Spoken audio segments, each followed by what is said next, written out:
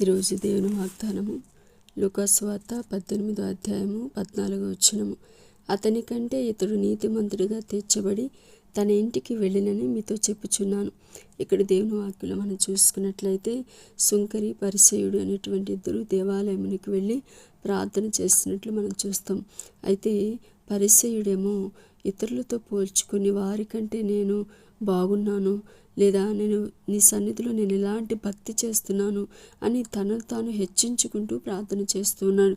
కానీ సుంకరి అయితే దేవుని సన్నిధిలో నిలబడి ఆకాశం వైపు కన్నులెత్తుటికై నేను ధైర్యము చాలక రొమ్ము కొట్టుకుంటూ నేను పాపిని ప్రభు నన్ను కరుణించి అని ప్రార్థన చేస్తున్నాడు.